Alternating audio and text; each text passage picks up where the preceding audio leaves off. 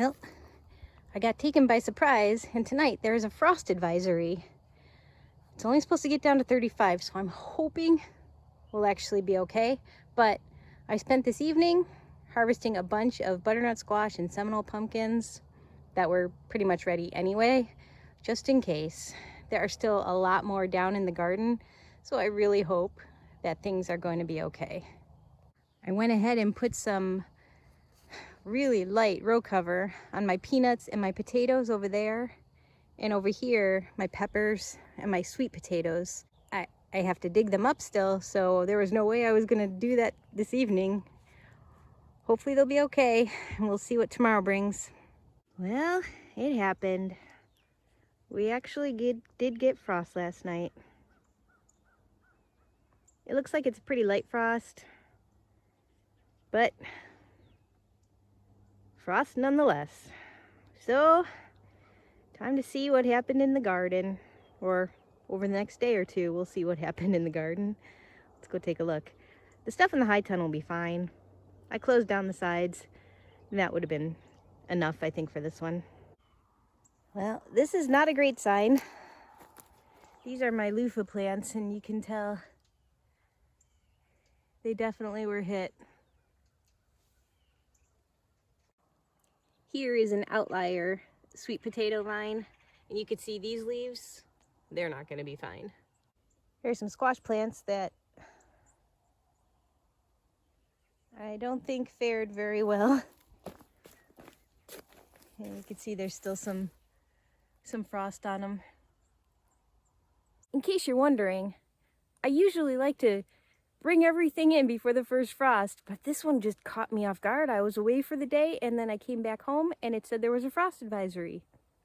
And it's like over 2 weeks before our average first frost date. I thought I had way more time than this. Otherwise, I would have already started digging up those sweet potatoes, bringing in the rest of the squash, having all my covers ready to try and save the peppers or whatever a little bit longer, or just bringing all those in. So this caught me off guard, and boy, oh well, I guess we're gonna see what happens, and really, it is what it is.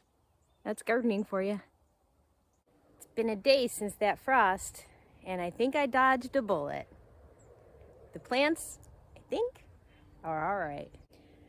It's not quite the middle of October yet, but it's close enough, so I might as well just finish up with this month's garden update and tour. The pepper plants that I covered up look just fine. The ones that I didn't cover up are not as happy. They didn't die, but I think they're pretty much done producing. There weren't many peppers on these particular ones anyway, so it's all right. My okra seem to have fared all right. And now they are really tall. Harvesting is slowing down a little bit, but still every 2 days I'm getting fewer, but still a bunch. And so now I have to pull these all down in order to reach them to harvest them. Okra's really cool. I covered up my sweet potato vines, and they look like they're fine. I think they're just starting to turn just because it's time for them to start turning yellow, and I think I probably could start digging them up now just to see what they look like. I want to wait as long as possible because I think this is my first year of ever having a real chance of getting some good sweet potatoes. There's still a lot of mate pops, and a lot of them still keep dropping off. I could just keep picking buckets and buckets.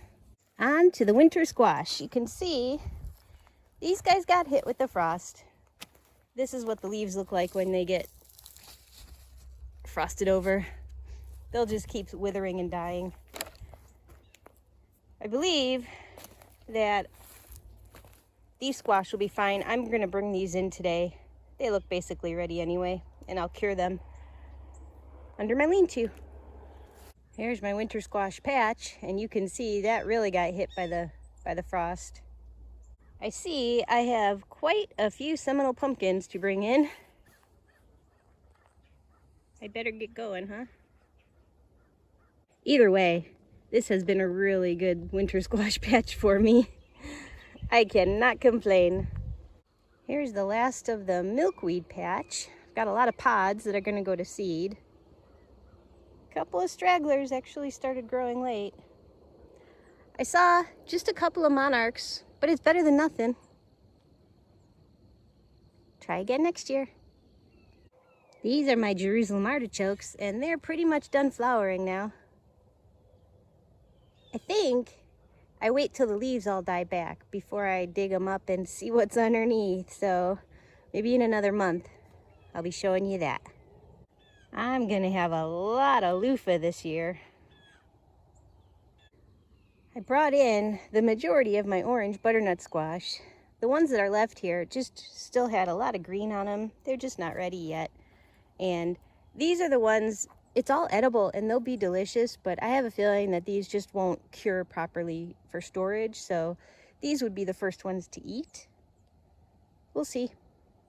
They're still delicious. My yard-long beans are basically done. It was a good summer for them though. And this is a crop that I will always plant because this is my favorite part in the garden. I covered up my row of peanut plants and they look fine. I got curious and I pulled out a couple to see what they look like because it's getting close. I gotta get these up before a real frost or they will just rot. Here, look at this. This is what I was talking about. So these stick peduncles go underground and then that is where the peanut forms. I opened these up. I opened one of these up yesterday and the peanuts are forming, but they're not ready yet. So it's definitely too early. Here, I'll show you. See, this is what the peanut looks like when it's in the shell. It's full size now, but it needs to finish. It'll get a red papery coating on it and it'll darken up. These are red Valencia peanuts. There, you can see, oh, here, see. You can see this one is starting to form its pink shell, but they're not there yet. So I need all the time I can get to let these guys finish up. Good thing there's not another frost in the forecast for the next couple of weeks. Here are some more plants that need more time to finish ripening. These are my potatoes. And they're just not ready at all yet. I covered up some of them, but even the ones I didn't cover up seem just fine. They just need more time. And even then, even in a couple of weeks, I'm guessing, the potatoes will be pretty small. But every day counts with this. This is the extent of my winter crop this year. I cut down all of the spring collards and kale and cabbage, and some of them just started growing back. So these are not new plants. These are the ones that I planted in the spring that are just sprouting again. The leaves are going to be smaller, but I bet they'll still taste good. There's some kale. So yeah, these are sort of volunteers. This broccoli rabe is also a volunteer plant. It went to seed really early this spring and a bunch of them have popped up. Maybe I'll actually try them this time. This is a bit of a surprise that my Malibar spinach is in full swing right now, and it survived that really light frost. So these leaves are pretty good. Of course, they're better if you put, dressing on them or something. But yeah, if you want a nice summer leafy green that handles the heat, this is it. These were volunteer daikon radish that came up from plants that went to the seed this spring. Here is the last of my Trombone Squash. The green one, I'm gonna harvest all of them. The green ones are still great to treat as a summer squash, and the orange are great for winter squash, just like butternut squash. This is another crop that I am definitely gonna keep on growing. They're so fun. And they're resistant to the squash bugs. Win-win. Here's my loofah patch. You can see the ones on the ground over here got hit by the frost. The ones on the trellis look really good still. and there are a lot of loofahs in there. Some of them are brown. It's time to start harvesting those. Got to give the bees some late fall flowers, so I'm going to leave these on as long as I can. You can see the garden's winding down. There's still a lot growing though, and a lot to harvest, so I've got my work cut out for me. In addition, I should be cleaning up the rows, putting in a fall cover crop like crimson clover, hairy vetch, oats, anything like that, just to keep things growing and to build soil. I'm going to try to get that in for a couple of rows. The rest, I'm just going to let it ride this year, try and get some leaf mulch and cover the rows. And I've also got a lot of wood chips to spread in all of the rows as well. So I've got a lot to do, but it's still worth it. See? Worth it. That'll do it for this month's garden tour. I'm really glad I made it through that frost. And now I've got a lot to do. Hopefully the sweet potatoes and the regular potatoes will come up, and the peanuts in the next couple of weeks. And then a lot of garden cleanup. I'm gonna be busy, but like I said, it's all worth it. So until next time, thanks for watching. If you enjoy our videos, we'd really appreciate it if you would take a second and subscribe to our channel. Thanks. And until next time, like our farm sign says, just keep growing.